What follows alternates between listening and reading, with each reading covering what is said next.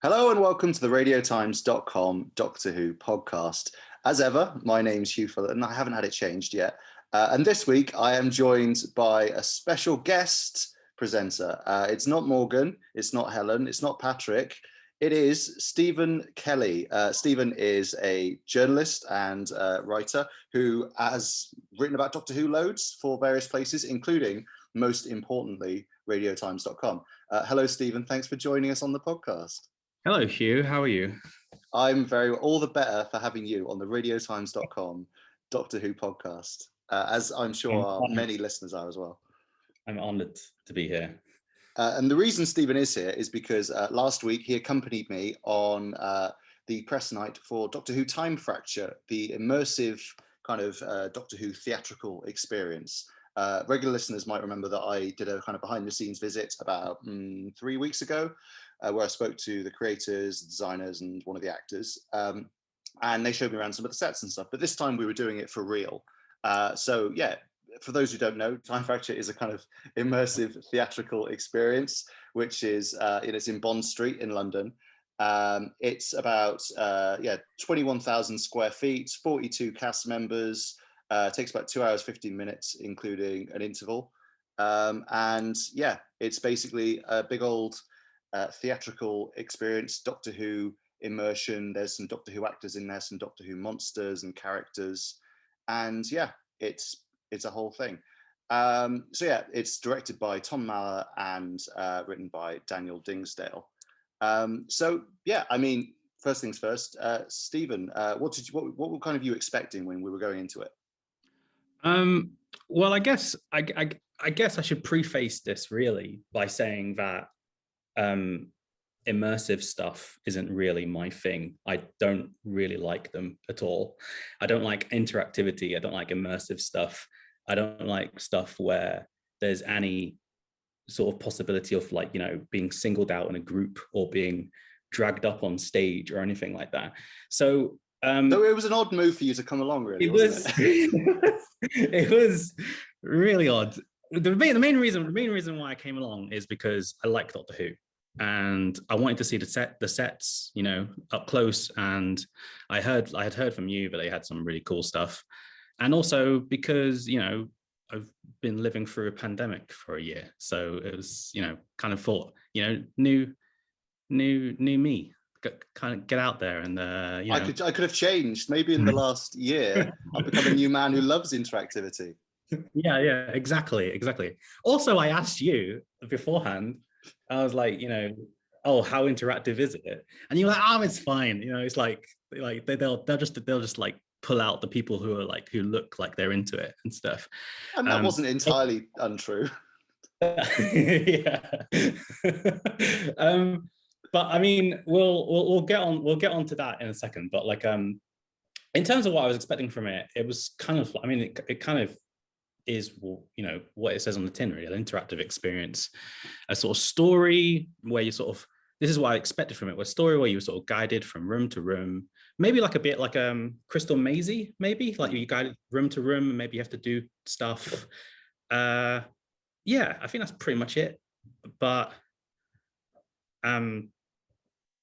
that wasn't exactly what it was, but we'll sort of get onto that, I guess. Dun dun dun. We're sort of setting up an exciting moment there. So yeah, basically the thing starts off.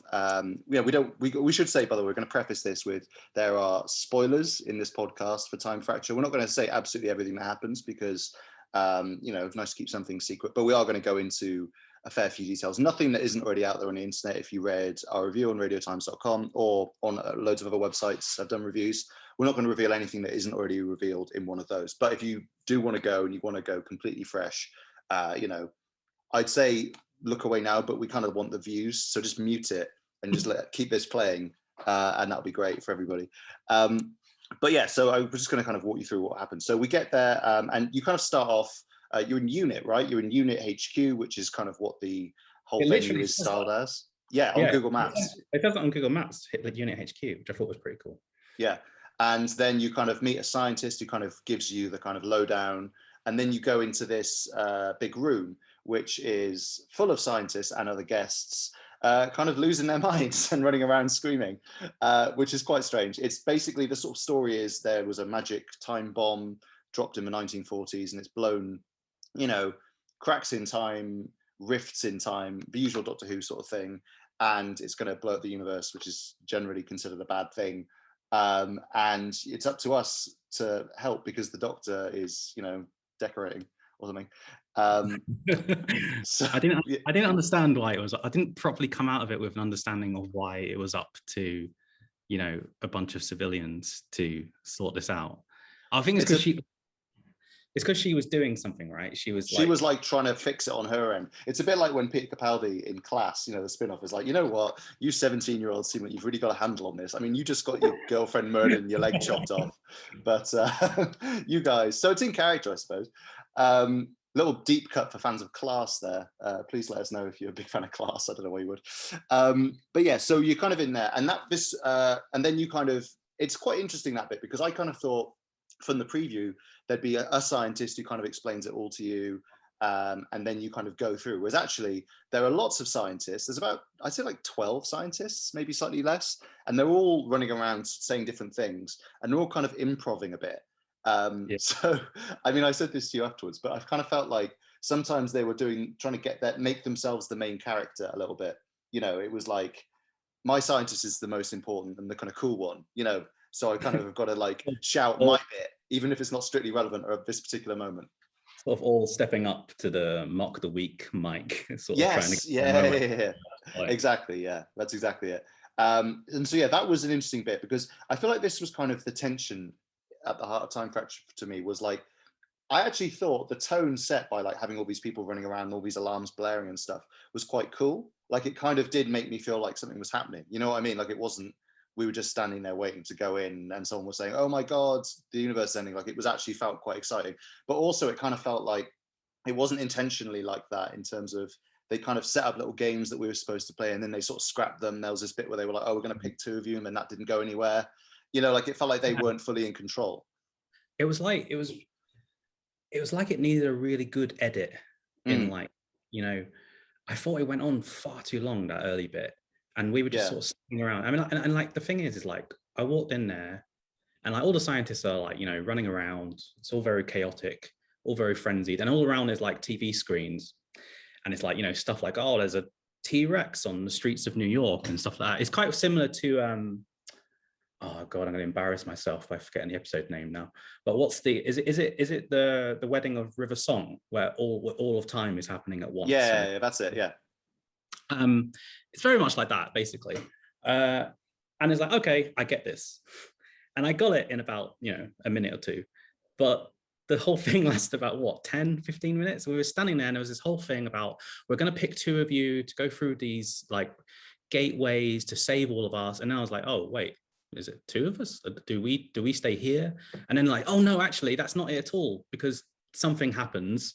And then like, and it's like, oh no, actually you're all going through. And I was like, well, I probably would have cut that bit. Like, it was the result was we were just standing around for ages while all these like actors improved at us, and we couldn't get through to the actual, you know, event. But you know, as you say, the tone it sort of set was very nice, and you know, it was very well done. But well, it wasn't well done, but it just went on for too long, and you know, the execution was a bit chaotic. And a theme that's going to emerge throughout this podcast, I think, is that the event felt very chaotic and frenzied, but at the same time very on the rails.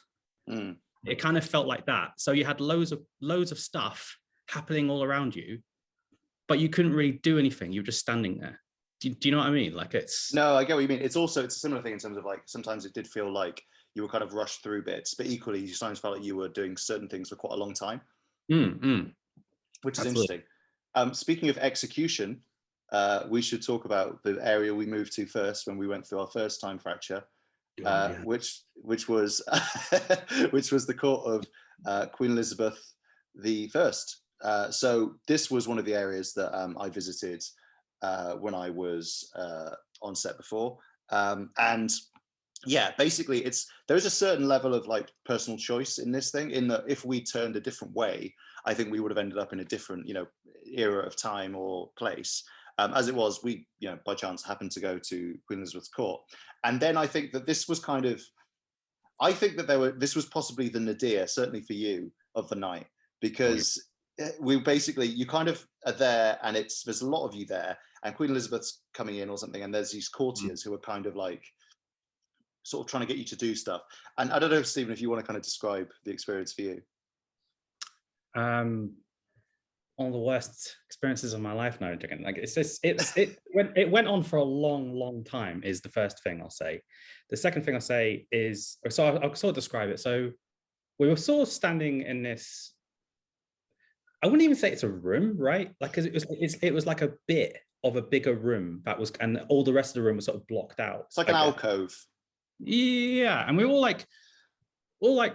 shoved to the sides, and then these courtiers come up, and they're quite fun. They're really getting into it. I can't fault any of the actors, by the way. They were all very good. And like they got us all to do a group activity, which was a laugh. And they made us like dance and stuff, and taught us how to bow. Not my favorite thing, but whatever. And then Queen Elizabeth comes in, and then it starts just getting all a bit like interactive. And like honestly, it felt like being at like a fringe show that you can't leave. Like it was all like, Queen Elizabeth calling upon people to, say stuff, which again, I'm not a big fan of, which is fine. I think I was called upon at one point, wasn't I? She asked me something like to describe the portrait of David Tennant's Doctor, and I just said, "Oh, he's the most beautiful thing I've ever seen," or whatever. Yeah, I mean, I was like, you know what, Stephen's taken to this like a duck to water. But this is the thing. This is the thing I was going to say to you, is that, and it's the same thing whenever I've gone to like events like Edinburgh Fringe, for example, is that my problem with it is not when I'm actually called upon. I usually do pretty okay. Like I usually, I don't completely embarrass myself. It's the horrific sort of like anxiety before that. Up, and you're like, oh God, they're going to call on me. I'm going to make a fool out of myself. They're going to ask me to, say something, and I'm going to say something completely stupid because I have an idiot brain. And, I'm going to get called up. I'm going to get pulled up on stage, and, they're going to make me do something stupid. I'm going to look stupid. Oh God, I hate this. And like all of that just builds up, and it doesn't even matter if I do pretty okay when I'm called upon. That experience beforehand is so horrible that it just doesn't make it worth it, if you know what I mean. I mean, how would you have felt if you'd been one of the ones who actually, because some people did get pulled up onto a stage and had to kind of do little performances and dances almost. I was going to get onto this because it kind of like descends into this whole sort of blind date thing, right? Yeah. So like the whole point of the game is like, right, the Doctor hasn't shown up. Queen Elizabeth is really angry, and the courtiers are like trying to pick her a new husband. And so they pull up 3 people from the stage, and they play a game of blind date. And it's all like stuff, I can't remember exactly what it was. It's something like, oh, what if you were dessert, what would you be and why? And stuff like that. And then it's like, oh, show off your special dance and stuff. And I haven't actually told you this, but during that point where it was all like them pulling up on stage, I was thinking to myself, if this is going to be it in every single room we're in, I might just ask you if I can leave. I genuinely found it so unbearable. This sort of idea, this like playing Russian roulette in every room that I walk into, that I'm going to get pulled up on stage and stuff. I just don't like it, which is my problem. It's not anyone else's problem. And it's like, it's my fault for going to an interactive, immersive thing. Like, but I'm not a fan of that kind of thing. It was fun to watch other people do it. If I could like go in and like, have a special landlord that says, don't talk to me. Don't talk to me. If I could have that in all areas of my life, that would be marvelous. But I mean, it's not, we got through it, but it lasted a long time. And I feel like this is, the thing about it is that it actually wasn't supposed to last a long time, which I think you can maybe expand upon. Yeah, so a lot of the time fracture thing is that everyone has a unique experience, right? So a lot of it is improv. There's ways to be kind of pulled in and out of stories. And I basically think that there were a couple of times when there were these people who were called Time Lord guides, who are just kind of, they're like other renegade Time Lords, sort of a bit like kind of, you know, Poundland doctors, essentially, who kind of sort of take you to places and meet people and so on. They kind of direct you around a bit. And there was one who kind of tried to butt in a couple of times to take some of us away, but she kind of couldn't get a word in edgeways, so she just sort of gave up. And then after we did finish, one of these Time Lord guides did grab us and take us somewhere else. Yeah. And I think we were slightly unfortunate in a way in that, like, it was a fun section, but we did it for quite a long time. Like, it was quite a long period, and it also wasn't that story relevant. Like, there were, as it turned out, some bits of Queen Elizabeth's court that were relevant to the story, but they were a bit later on. And they happened in a slightly different way. And so we kind of were doing that. And then there was this other stuff kind of going on around us that felt like it was maybe more relevant to the story. And I've seen some other people say this in reviews as well. Like, Science in Time Fracture does feel a bit like, you're like, oh, what's going on over there? You know, should I be looking at that thing? Is that more interesting than what I'm doing? And I think that I've spoken to one or two other people who were there, and I think we were slightly unlucky in that we kind of did only do about 2 things in the first sort of section, when there were quite a few different things to do, whereas most people did, I think, 3. Honestly, I was quite amazed by how much stuff we missed out on just through being in Queen Elizabeth's bloody court for like what felt like an eternity. Like, just it was kind of astounding, to be honest. Like, but what came next? You know, I didn't end up asking you to leave in the end, because what came next was actually what was more of what I wanted. Is essentially where we were led by this Time Lord guy, who was, you know, fun. All the Time Lords they just look, you know, it was so, like, as you say, like, so Poundlandy. Like, it's just so like just stock eccentric guy. But they led us into a room, and it was like this was story relevant, right? It was like I got the feeling like it was like everyone has to go in this room. Or well, I don't know if everybody does, because I spoke to some people who didn't. Really? Yeah. Like, because that's funny, because what happens in that room is like quite important later, right? It is. Like, oh, I said this to you afterwards. I was like, if you didn't do that bit, that must have been completely confusing. But then there was stuff that happened with us that was, you know, confusing as well, because we hadn't seen other bits. But yeah, basically, you go and meet Davros, which is, I think, we can say, because we've said that before already. It was a really cool moment. I think there's a couple of reasons that I really like this moment. The actor was really good. His name was Angus Brown on the night, I believe. They do alternate the roles, so sorry if I got that wrong, but it's what it said on the sheet they gave us. And he was really good. It was quite intimate. It was about 6 or 7 of us. Like, there wasn't a massive group in the smaller room, so we kind of could have more of a conversation. You weren't in there for ages, which was kind of nice. He didn't overstay his welcome, and it was, like you say, kind of story relevant. Also, I was the center of attention, which in that case I did enjoy, because I didn't have to dance. You were elected the leader, I remember. I was, yeah.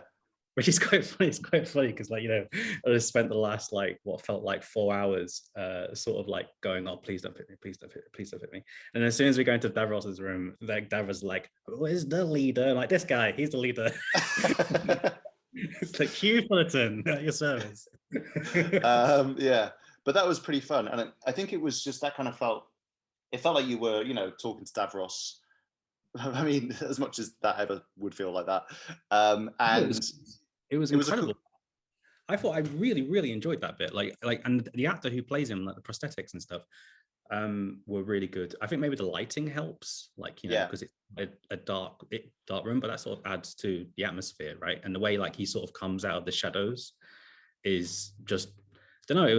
It was kind of, you know, you asked me at the start, like, oh, what did you expect from this? It's like that's the kind of thing that I wanted. Is that, like, you know, sort of being led into rooms and having to meet, go into famous, I guess, Doctor Who scenarios. Yeah, I thought that was great. But then, go on. You continue. Well, no. I think I was going to say the same thing as you. Yeah. Which was, what were you going to say? I was going to say, but then we were led out, and I was like, "Oh, cool! Just met Davros. That's awesome."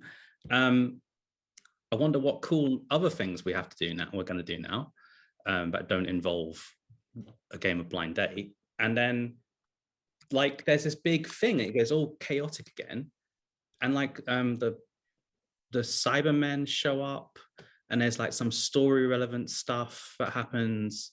It really was funny because it's like we were back in Elizabeth's court and there's like this play, we've gone in the middle of another kind of panto session, there's like a play going on, someone's gotten married, and then there's like, this big, story bit that's really important is happening. Yeah. And I'm like, what that is happening? Like, oh no, the Cybermen are also here. Yeah. And then 3 Cybermen's kind of walk in, you're like, what? Where did they come from? And then also you never see them again. I don't know what that was about. Yeah. And it was sort of amusingly chaotic in a way, because it was like, the Cybermen are also here. Also, there'd been a funny bit where we'd spoken to this character who was like, I'm undercover, if you find me later and give me the secret signal, I can help you with something. And then he just like died.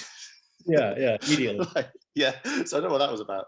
And then it was like, okay, time for the interval. And it was like, what? We haven't done anything. Yeah. So it was interesting. And like, so I had been on set before, so I kind of know some of the stuff we missed out on. I've chatted to a few people as well. So the big thing was there's a big alien market area, which has sub areas, a bit like Elizabeth's Court, which also has a Leonardo da Vinci workshop and a Shakespeare's kind of office, I guess you'd say. There's like, there's a big alien area, which is like a few different types of stalls. There's like a Kablam man, stuff like that. There's loads of old props and stuff in there. So we didn't get to go to that. We didn't. There is a Torchwood set, but I don't know if anyone went to that. I'm not sure if that's open yet. I'm not sure if they've opened it, because I haven't heard anyone saying they went to that. And then we were just sort of bundled through to the interval bit, which was like a kind of very noisy bar, right? Yeah, like it's quite amazing how much of it you just sort of spend not knowing what's going on.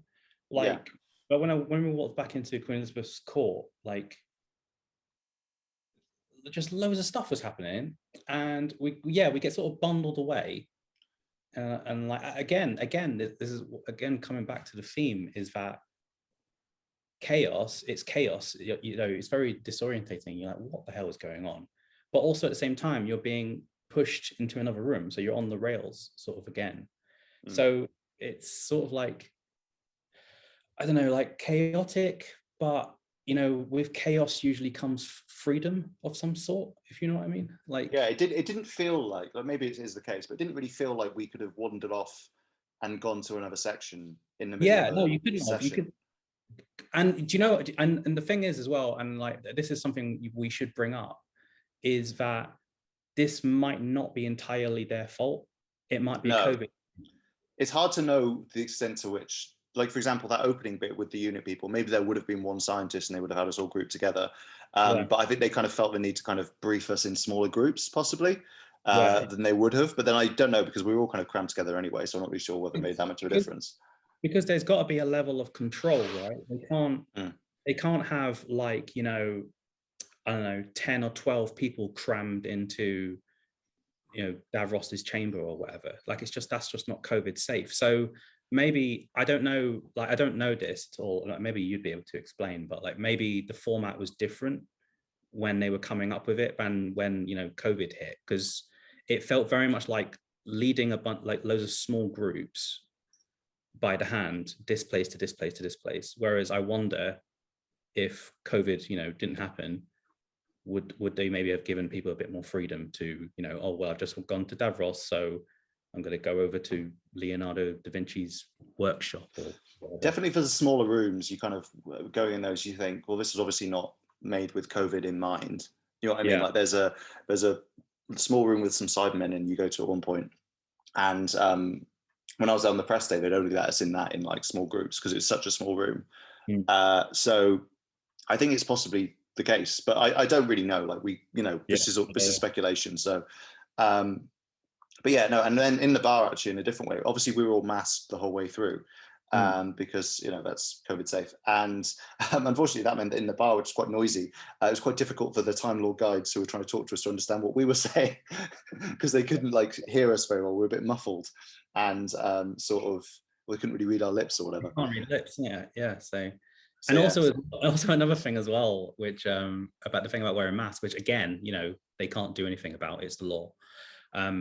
And also I want to wear a mask, but is that when you stand in front of these actors, and it's always a treat, seeing actors do what they do up close. But when you see them and they're right in front of you, and this, I mean, this applies to, there's a bit towards the end, which we'll get to, but where there's this guy and he's doing this sort of like emotive speech in front of you. He was about 2 feet away from my face. Mm. And I'm just sort of standing there with this mask on, with glasses on. It's like the hottest day of the year. I look like a toad. And I'm just like staring at him, and I can just only imagine what he's seeing, like just giving this great performance and like just getting this sort of face of glass, like staring back at him and not being able to, like, you know if we're enjoying it, like not really reading our emotions and stuff. So that's difficult. That must be quite tricky for them, right? Definitely. Like, again, we can only sort of applaud the performers who kind of definitely were making the best of it all.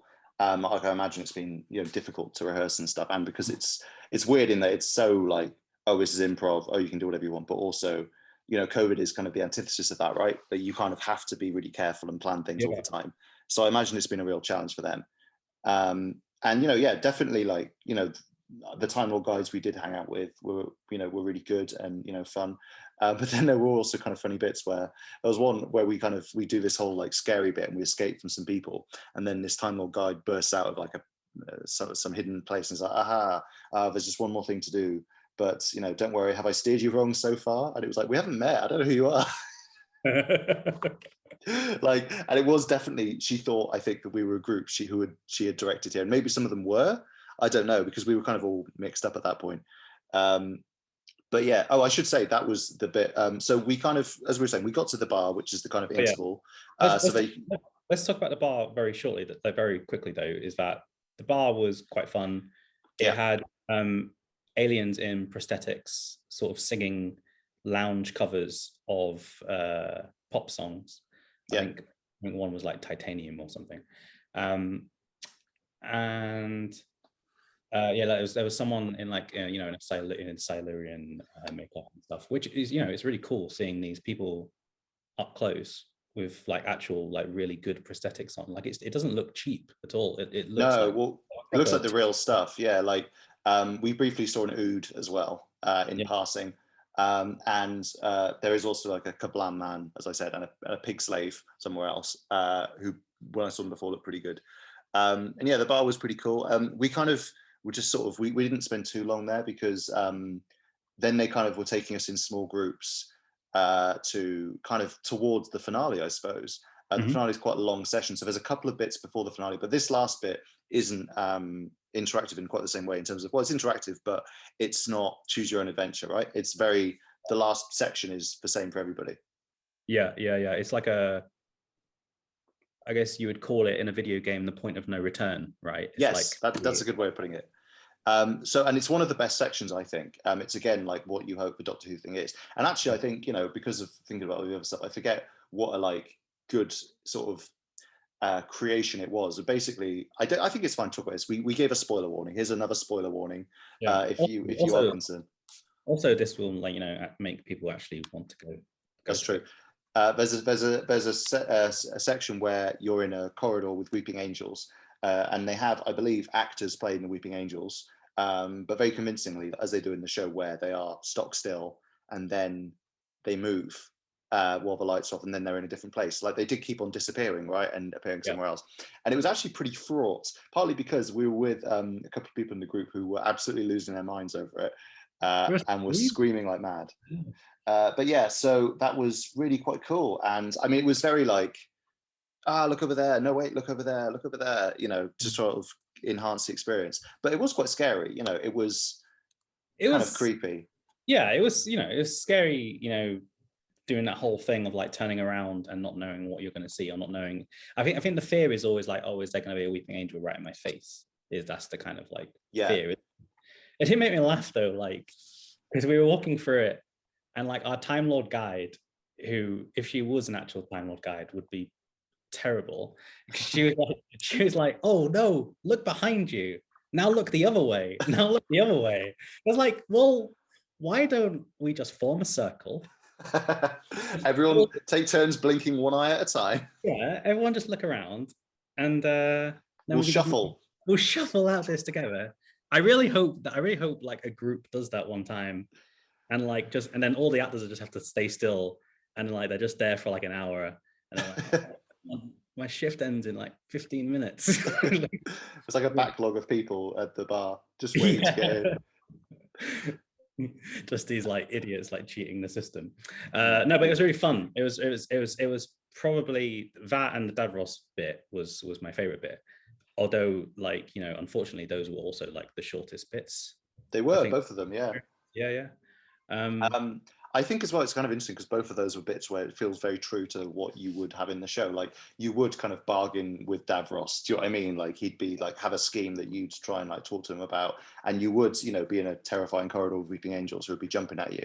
Whereas you wouldn't necessarily be, you know, playing blind date with Queen Elizabeth if it was a Doctor Who episode. There was also a bit, which I won't spoil here, but there's a bit in this section where you sort of see the dead body of somebody. And I genuinely have no idea what that was about. It's just like, oh no, here's this dead body. And then it sort of shows you loads of like blood on the wall. And it's like, okay, I don't know who that is. It was one of the guides, right, from earlier? I think it was maybe a guide or like a character who you can come across in one of the storylines, but we hadn't. So it just was a bit like, oh, okay, I don't know what that's about. Yeah, I mean? So that's just an example of sometimes you don't, I don't think anyone sees the full story. I mean, maybe some people get more of it than we did, but we kind of certainly only saw bits and bobs. And then we kind of went through to the finale. So I'm going to try and keep some details back of this because other people have just talked about it in their reviews, but I feel like, you know, we might as well try and be a bit secretive. But yeah, we can basically say like, it's quite a long bit. I mean, partly because I think they were just waiting for everyone to get there. But it's quite like, you know, I was surprised by how fun that section was actually, because it is basically, you're in a crowd, just shouting, you're kind of saying like yes or no to stuff. You're kind of like cheering on people and like booing other people, you know. It's kind of a bit of a sort of crowd, you know, big arena sort of thing almost. And I did quite enjoy that. It did go on a bit though, right? Yeah, this is what I was going to say, is that it was the pacing of the whole thing, to be honest, it was, you know, again, I think it needs a bit of an edit, is, you know, that section towards the end just went on way too long. And I get about like maybe the reason why it went too long is because, you know, oh, we want to like give the audience, we want to give them opportunities to be quite, you know, interactive and to participate. So I get that you have to keep that in mind. Like you're not writing like an episode of television. You have to give the audiences, much like when you write a video game, you have to give, you know, you have to keep in mind levels and like puzzles and stuff like that. But yeah, it just went on for ages, and I had fun with it. Like it was, you know, and it wasn't, you know, it wasn't like, you know, the Queen Elizabeth bit, because we were all just like, we're all just part of a mob, right? And it was like you sort of have to cast a vote, but then the vote doesn't end up mattering anyway. And yeah, it was, and also I just thought it ended a bit odd, like kind of going back to what we were saying earlier about, you know, you get this important plot device from Davros, and there comes a point in that final bit where that comes into play, which is fine, you know, callback, MacGuffins, etc. I'm wondering now, like, if you hadn't gone into that Davros bit, like what would you have thought was going on? Like, well, that's exactly what I said, because it must have been a bit like it was for us when there were these like secret agents jumping out and Cybermen turned up for no reason. Like, I'm sure someone else was like, oh yeah, that totally pays off that bit earlier, you know. Whereas we were like, what's going on? Whereas yeah, for some people it must have looked like utterly bizarre. I mean, maybe, I don't know, maybe they managed to get, like you said, everyone close enough to that, or maybe a clever way of doing it would be for there to be more than one way of, you know, setting that in motion. You know, like you could set it in motion in different areas with different characters, maybe. So I don't know, but there was also a really, really funny, like sort of awkward bit, and again, this might be a COVID thing, where like I think the aim of it was that one of the guides says something to you, and then you have to pass it on. and then we pass it on down the line until it hits another actor, and that actor then gets prompted to do something. But because it's COVID, we're sort of spaced out. There's not as many people in those little docs. So like in the little like bits where we're in. So she says to you, like, oh, tell whatever his name is, I need to talk to him, pass it on. And then you say to me, like, tell whatever, like, she needs to speak to him, pass it on. And then I turn, and then the guy next to me thinks I'm leaving, and then like goes away. So then I have to walk like about 7 feet down to this guy and just say, excuse me, that lady wants to talk to you. It's just so, it was so rubbish. I don't think it really got the effect that they were going for. But again, COVID. There was also a big bit in this section. This is obviously the finale, so you do get the Doctor kind of comes back to it in quite a big way. And they've said before, and they've got quite a few former Doctors. Jodie Whittaker's in there most prominently, and David Bradley as William Hartnell's first Doctor. And then you have kind of a mix of most of the living classic Doctors. They got to do audio little bits. During the whole thing, the whole like experience, they occasionally play these random clips from Doctor Who really loudly, and all the actors sort of freeze for a moment. Not really sure why. But that happens every so often. But then, yeah, in the finale bit, they kind of have a lot of impressionists doing a lot of the modern Doctors, because they had Jodie Whittaker and Joe Martin, but I don't think they had any of the other modern ones. Weirdly, I don't think Paul McGann was in it at all, unless I just missed him. No, he wasn't. He definitely wasn't treated as a canonical Doctor in this universe. So there you go. He did not feature at all. No, unless we missed like an Easter egg somewhere else that would have featured him. But yeah, and so then you kind of, the Doctors do a big speech, and then the universe is saved, and then you all just kind of leave. And that's it, really. Yeah, I mean, like overall, it's kind of, I mean, we kind of talked about this at the top as well, but like, it's interesting in that I do feel like there's some good bones there, if you know what I mean. Like it's almost like a diamond in the rough in terms of, I could see how a version of that would work better. Weirdly, I feel like it might have worked better if the whole thing almost was one area, and then we had just a really long time in kind of an open world, kind of like you would in a secret cinema thing. So then you and I could have gone and like in between looking at stuff, could have gone and had a sit down and had a chat about what we'd just seen, had a bit of a moment, and then gone and checked out some stuff kind of our own volition, and then kind of filtered through to the end. But then I don't know how possible that is with the way they've set it up, if you know what I mean. Like and where it is, it's a very specific venue. I don't know how much wandering you could do. It's not like one very large warehouse that they've put stuff in. It's like a suite of rooms, really, isn't it? It felt almost like a sort of awkward compromise between something like the because I think it was years and years and years ago, but I did the Doctor Who experience. Yeah, it was quite similar to that version of this, and that was very on the rails. That was very like, you're in this room, now you're in the Doctor's TARDIS, now you're doing this, now you're doing this, now you're doing this, it's the end, please buy a tour. And it was an awkward compromise between that and something like secret cinema, which I've never been to because it sounds awful, but something where you have like complete freedom to roam around and like do what you want, and like there's actors like sort of role playing along with you and stuff. And it felt like a weird sort of like almost compromise between those things. I don't know if it completely works, but I feel like there is a version of it that would work, if you know what I mean. Also, as well, I should probably say, because this is entirely true, I don't think anyone else can really judge it hugely on our personal experiences of it.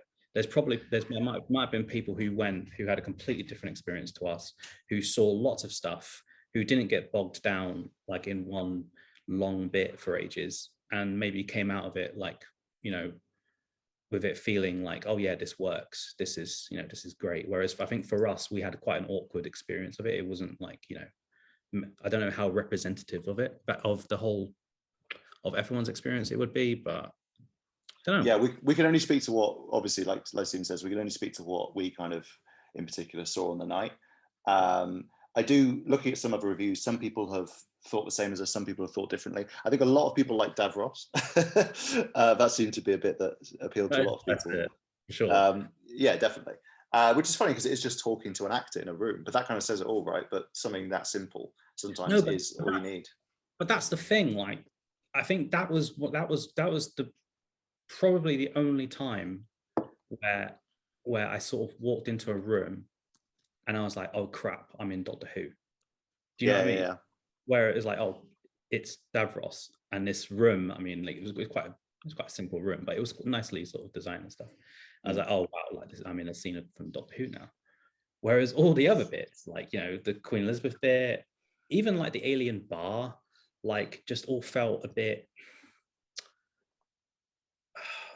I don't know how to describe it. Like, I guess fringy. I mean, I don't want to like say, oh, it's like all amateur dramatics or anything like that, because that would be an insult to the actors who were all really, really good. And the sets were good too. Like it was, yeah, like the quality was definitely there in terms of like how they were made. It was definitely like a lot of the other stuff, like obviously, like Doctor Who is time and space. It makes sense, but it's like you walk in and like you go to different times. But I don't know. I guess my review of the Doctor Who immersive experience is that I liked it when it felt like being immersed in Doctor Who, essentially. I mean, I think that's a pretty good sum up. That's probably the thing to kind of take from it, right? Like, I do think it, when it does well, it does really well, and you kind of think, oh wow, like if I'd just done these two bits, I would have been like, and that was the kind of preview, I would have been like, this is going to be amazing. Do you know what I mean? Like if we'd just done Davros and the Weeping Angels, like one to the other, I mean, it wouldn't have made a lot of sense, but you would have been like, oh wow, that's so cool. This is going to be great for Doctor Who fans. Whereas I think some of the other stuff, you kind of feel like you're in a bit of a holding pattern almost. Yeah, I mean, it kind of again, it kind of goes back to that whole idea of being on the rails a little bit and sort of being on a ghost train where everyone around you is screaming and William Shakespeare is shouting at you for some reason and going on. But yeah, I mean, it's kind of hard to say because like the thing is about stuff like this is we're just coming out of the pandemic. Like theatre has had such a horrible time. It kind of feels sort of not on almost to sort of criticize a show like this because a lot of my enjoyment of it was, oh, this is really cool to be doing something like this. Yeah. After a year or so of thinking like, oh, life is never going to go back to normal or whatever, but that doesn't mean everything you go to now in the post-COVID world, you just need to spend all your time like marveling at what a miracle it is that exists. You have opinions on things. You have critiques of whether things worked well or not. I think there's a good show in there. I just don't think it was the show that we went to. I think you're right, and I'm hopeful that they might find a way to make it work. Like I think that this was a preview a couple of weeks in.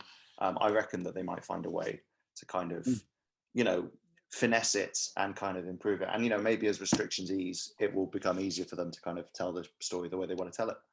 Yeah. I feel like if they don't have once we get past COVID restrictions, maybe you'd see a different kind of show, and maybe that would free them up to have bigger groups, more people in a smaller space. Maybe you'd get more freedom to walk around, because that's why I asked you about COVID at the beginning, because I was even thinking to myself, like, is the reason why we're not allowed to walk around is it just because, like, if you allow people to do that, we're all going to congregate in one room, and then you're going to have some actor, like, I don't know, role playing like William Shakespeare or whatever, going, no, you must go into smaller groups for some reason that I've just made up. I don't know. Yeah, I mean, it's good. It's good that it exists. Is my final thought on it, I guess. That's the Stephen Kelly verdict. I like that this exists, even if I didn't like every element of it. Put that on the posters. It's like, I hate this kind of thing. I didn't want to go. I was lied to by my good friend Hugh about it. Well, I'm glad it exists. But what do you think, people listening or watching? Are you glad that this exists? Will you be going along to Doctor Who Time Fracture? And have you already been? And if so, did you have a different experience to us? And what did you think of it? Please let us know in the comments, or you can tweet us at Radio Times or get in touch some other way. And yeah, we'd love to hear your experiences of Time Fracture, which, as it sounds, may have been very different to ours. We'll be back next week with another podcast. You can also read our full review of Time Fracture and our interviews with the creators on radiotimes.com. But yeah, that's all we've got time for this week. Until next time, I've been Hugh. Stephen, thank you for joining us. It's been an honor. And a privilege, I know. And yeah, we will be back. Well, it's probably not Stephen, but I will be back with another podcast soon. And yeah, thank you very much for listening, and goodbye. Bye.